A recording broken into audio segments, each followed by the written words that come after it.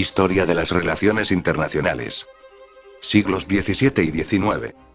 Primero Westfalia, según el autor Felipe H. Paolillo.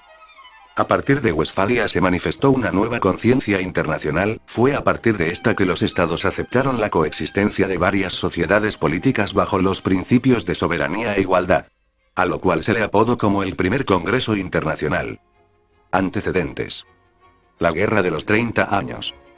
Esta guerra se da entre los Habsburgos contra Francia, aunque es más de carácter ideológico ya que se da por la reclamación de una autonomía por parte de algunos principados protestantes y por la separación de algunos estados como los Países Bajos de la corona española.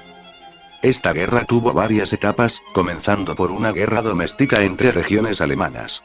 Luego con una intervención de Dinamarca hacia los protestantes del norte y luego la intervención de Suecia, la cual trazaría vínculos con Francia. Por otra parte, esta guerra fue favorable para Francia y para el Sacro Imperio Romano Germánico en cierta parte, por lo cual en un principio generó una débil alianza entre Francia y Suecia. Pero la ola devastadora que sucumbió a Alemania dio origen al primer congreso celebrado en 1643, pero casi ningún beligerante estaba dispuesto a terminar con el conflicto. Lo que generó que se crearan dos conferencias. Una en Osnabrück y la otra en Münster. Estas dos ciudades renunciaron al juramento de fidelidad hacia el emperador, convirtiéndolas en puntos neutrales de negociación. Los aspectos generales que se dan con este primer congreso fue en primera instancia la creación de una lengua diplomática que al principio era el latín, pero luego se cambió por el francés, el alemán y por último el español. Aunque todo lo que se redactó fue en latín. Otro aspecto fue la creación de embajadores y nuncios, los cuales velaban por la seguridad de los negociadores, y a su vez mediaban entre las partes. Principios fundamentales. Los principios fundamentales de estos tratados eran dos: el principio de igualdad y soberanía. Soberanía. Aunque en la Europa occidental ya se hablaba de soberanía de estados, después de conflictos como el de las dos Rosas en Inglaterra, es en Westfalia que se elabora la idea de una soberanía interna, la cual estableció límites. Igualdad. Aunque muchos autores critiquen el hecho de que ni siquiera ahora hay una igualdad frente a un tratado, lo cierto es que Westfalia se acercó a una igualdad entre estados gracias a su pluralidad. Pero lo único que se logró fue la emancipación de varios estados alemanes, lo cual se culpó a Francia, ya que se usó para debilitar al imperio. Finalidad y contenido.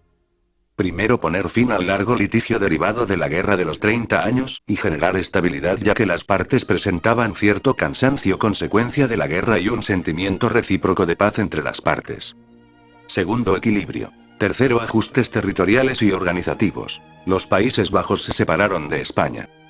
Otorgación de autonomía a los principados, y libertad de culto. El imperio se organizó en 350 estados y una dieta derivada en 3 colegios. Conclusiones. Francia sale victoriosa. La adquisición de un derecho natural laico. Como lo dice el autor, el juramento religioso que desde la antigüedad avalúa a los tratados de fuerza obligatoria, pierde su significado. Tratados entre 1648 y 1789. Este período se conoce como el período donde se intenta lograr o imponer una hegemonía en Europa.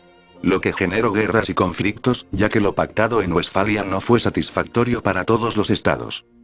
Respecto a las relaciones internacionales durante este período, marcharon bien, pero contribuyó a la aparición de grandes fuerzas políticas, como en el caso de los Países Bajos y la aparición del derecho internacional. Además, el francés desplazó al latín como lengua diplomática.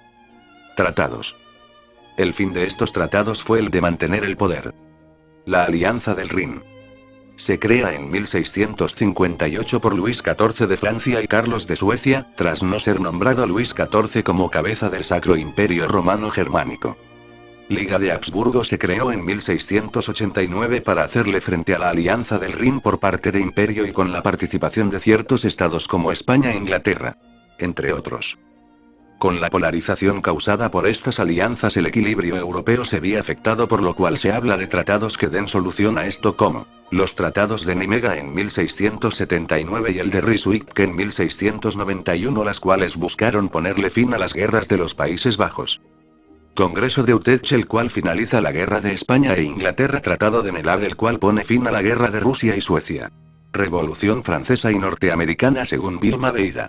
A finales del siglo XVIII y comienzos del XIX el mundo occidental está en un período de revoluciones, las cuales según la autora son el resultado de la escolástica española del siglo XVI, ya que personajes como Rousseau y Locke fueron influenciados por eruditos escolastas como Francisco de la Victoria, quien dijo que la autoridad del rey proviene de la nación, creando lo que se llamó un derecho de gentes.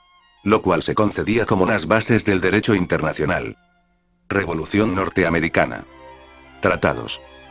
El Pacto del Mayflower. Este tratado se realizó entre los peregrinos provenientes de Inglaterra, estableció los principios del Estado y estableció un gobierno mediante convenios mutuos. Pacto de Confederación de la Nueva Inglaterra en 1643. Fue el primer pacto o acuerdo político entre colonias de la Nueva Inglaterra. Congreso de Albany. Esta reunión se desarrolló por parte de la Cámara inglesa en la Nueva Inglaterra para crear una alianza defensiva contra los ataques de Francia, lo cual se tomó de modelo para la campaña independentista. Declaración de Independencia de 1776. Esto se basó en la Constitución de la Asamblea Francesa demandando los abusos de la corona inglesa hacia los colonos y estableciendo en sus artículos la creación de los Estados Unidos de América gracias a la emancipación de Inglaterra. Revolución Francesa. Montesquieu. Su participación se asocia con la organización del Estado, y la teoría de este basados también en la escolástica española del siglo XVI. Nuevos principios originados por la Revolución Francesa. Primero, el hombre como base y fundamento de la idea del estudio del derecho. Segundo, principio nacionalista, esto más que un principio es una consecuencia ya que se cambió el aspecto de los tratados internacionales o entre naciones, y ya no entre monarcas. Y por último, el principio de voluntad soberana del pueblo. Conclusiones. Los tratados y acuerdos de la Revolución Francesa fueron fundamentales para la comunidad internacional. La Revolución Francesa no fue solo para Francia sino para la humanidad.